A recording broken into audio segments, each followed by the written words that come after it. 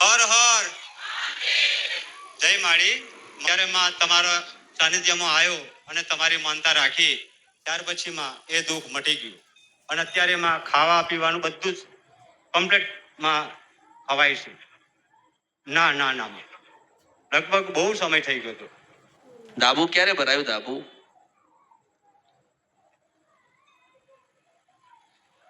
ના ચાલુ છે માં અત્યારે. ક્યારે ચાલુ કર્યું? ચાલુ કરે માં લગભગ 6 મહિના થઈ ગયા. 6 મહિના થઈ ગયા. બસ આટલું જ અંતર થયું માં. હવે પૈસા હોય એવું કરીએ ને માં.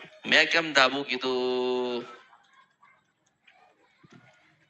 મેં પૈસાની વાત કરી, મેં તકલીફની વાત કરી, મેં ધાબાની વાત કરી. ધાબુ તું ખાલસ તને એમ કહું. તમને એવું લાગે કે તમે કંઈક નવું કર્યું તમારા જીવનમાં નવું આવ્યું?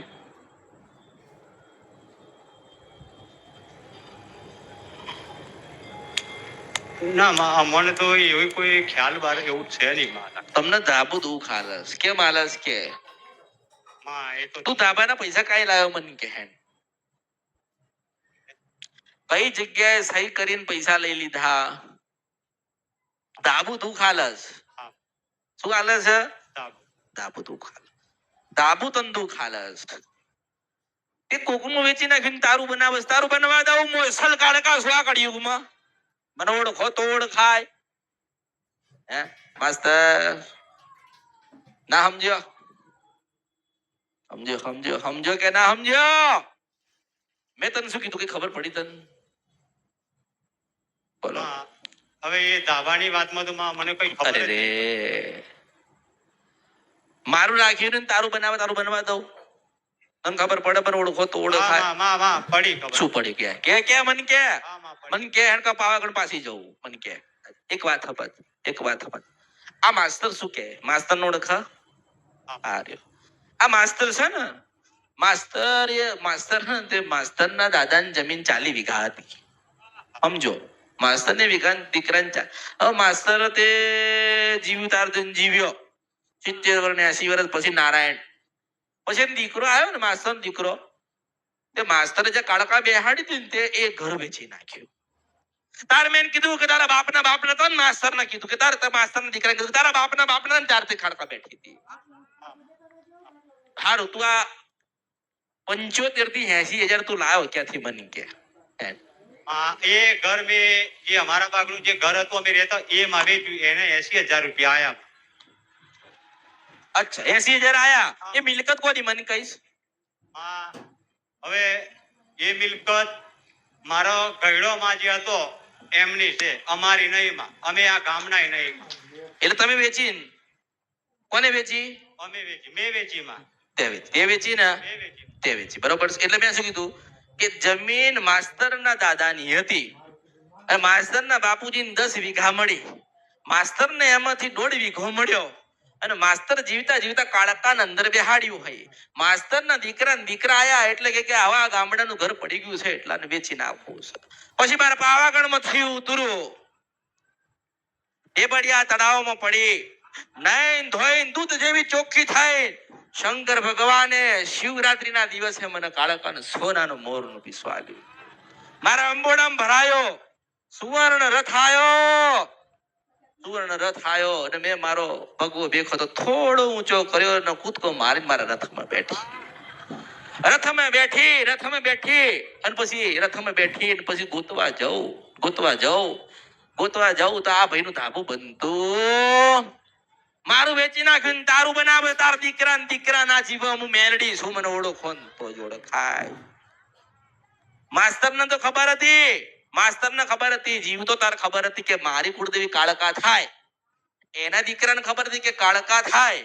પણ એના દીકરાને ખબર હતી કે કાળકા થાય પણ કાળકા નડે નહીં એવું થોડી ખબર હતી. માર નડવું છે ને તો હામથી નડાવું. મેલડી શું આ કળિયુગમાં. એટલે ધાબુ ભરાતું.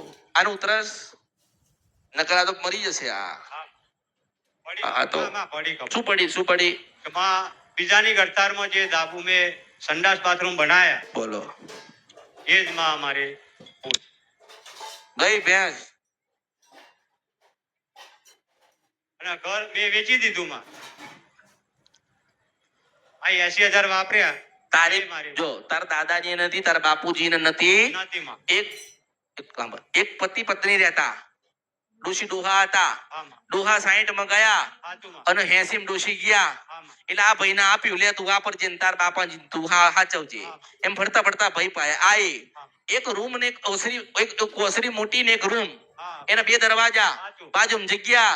આ વેચી નાખ્યું શાન દીકરા ના મરી જાય માસ્તરો મેલડી શું કળિયુગમાં આના બાપના બાપ નતા ને ત્યારની બેઠી હતી. વિચાર કરો. લોકો નહીં કહેતા માતાજી એમ કહે છે કે તમારા દીકરા મરી જાય, હારા તારા દીકરા મારીશ મને પડી લે હું મેલડી છો. મારા ઝપટમાં તો પડો, મારા ઝપટમાં તો પડો એક વખત. જો નારાયણ ત્યાંથી ના નાખી દઉં ને તો મારું નામ મેલડી નહીં. જમીન તમારી નથી, આ ફરતું પડતું તમારી પાસે આવ્યું. પાણીની ટાંકી બનાવી, પેલું બનાવ્યું, છેલ્લે નહીં બનાવું નહીં રહેવું અહીંયા તો કે વેચી નાખ્યું. વેચ્યું તો ઘર બન્યું. ના માં. અત્યારે અડધે જ ઊભું. હવે તાર પૈસા કાંઈ લાવો પૈસા. હા હવે તો બહુ ભૂલા પડી ગયા માં. ઘણો ગુનો કર્યો. ભૂલો પડ્યો, ભૂલો પડ્યો.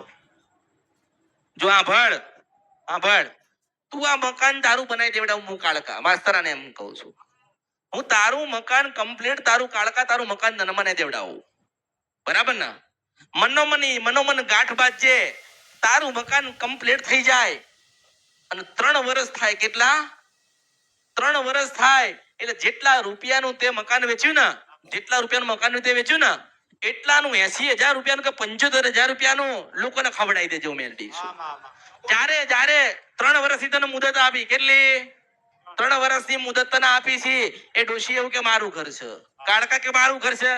આ સાલો વેચી નીકળી ગયો. પેલી 2 લપડી ગઈ, એમને એમ પડી રહી, કોઈ રણી ધણી કશું નહીં. એટલે મેં કીધું કે ભાઈ આ ધાબાનો પ્રશ્ન પડ્યો. ધાબુ નડે છે. કેમ નડે છે? કે આજે સ્વાભાવિક છે કે તમે કઈક તમારી વસ્તુ વેચી એટલે પૈસા આયા, તમે શું વિચારો કે આપણે અહીં નાખીશું, તમે ન ખાઈ ગયા. પછી કે ડોક્ટરે આવું કર્યું, અહીં કાણું પડી ગયું, અહીં વાગી ગયું, આવું થાય છે. વર્ષથી ખાતા નતા, તકલીફ આવે ને જીવનમાં. હવે તકલીફ એને ઓરી ને, તકલીફ એ ભાઈ ઓરી છે. માતાજી નડવા આયા કોઈ દિવસ નથી. માતાજી આપણને કોઈને નડતા નથી. 3 વર્ષથી તને મુદત આલું છું, 75 થી 80,000 નું દાન કરજે. એવું કહે છે કે ડોશીમાં તમારા નામના 10,000 નું ખવડાયું, માં કાળકા તારા નામનું 10,000 નું આજે ખવડાયું. તારા 75 થી 80,000 નું 3 વર્ષ પછી તું પુનરાવર્ત કરી નાખજે. આ મકાન તારું બની જશે ને તને કોઈ માતા નડશે નહીં. જે દાડે તું એવું વિચારીશ કે અમે સુખી થઈ ગયા, ઘર બની ગયું, બીમારી ગતી રહી, અને એના મગજમાંથી ને મનમાંથી કાઢી નાખીશ, પૈસાનું પુનરાવર્ત કરવાનું તો ભૂલી જાય, તો તમે આ ધરતી પર હશો. બધું તમને ચોખ્ખું બતાવ્યું. અરીસો બતાવ્યો ને, બધું બતાવી દીધું ને મેં. હવે એ ભૂલો પડે અને 12 મહિને આવીને કે માતાજી તું ખાય તો હું શું કરીશ. એમ નહીં કે આજે 12 મહિના થયા પણ 5,000 નું કોઈને ખવડાવ્યું નથી, એવું કે છે નહીં. એટલે ઓળખો તો ઓળખાય. ખબર પડી? શું કીધું કે ક્યાં દુખી થયો અને શું કરવાથી દુઃખમાંથી બહાર નીકળશો એમ કહો. 3 વર્ષે 80,000 રૂપિયાનું જે બધુંમાં ખવડાવી દઈશ. હા 3 વર્ષની મુદત. હા. 3 વર્ષમાં બધું સારું. તારી પાસે 5 લાખ હશે, સમજ, 5 લાખ નો ધણી તું હશો. માતાજી તને કોઈ નડશે નહીં. 3 વર્ષ થાય ને તને લાગે કે માતાજી કીધું 3 વર્ષ થઈ ગયા એટલે 10,000 20,000 25,000 50,000 લાખ રૂપિયા એમ કરતા કરતા આ જમણવાર પૂરો કરજે. લોકોના પેટ આતેડી થારજે, એના નામથી પુનારત કરજે. એટલે એના પૈસા તારી પાસે નથી એવું મારે એને કહેવાનું થાય. કબૂલ માં. તને કબૂલ જ, તાર કબૂલ બધાને કબૂલ કરવું જ પડે ભાઈ. તું કેવી વાત કરે કબૂલ? કેવું કે કબૂલ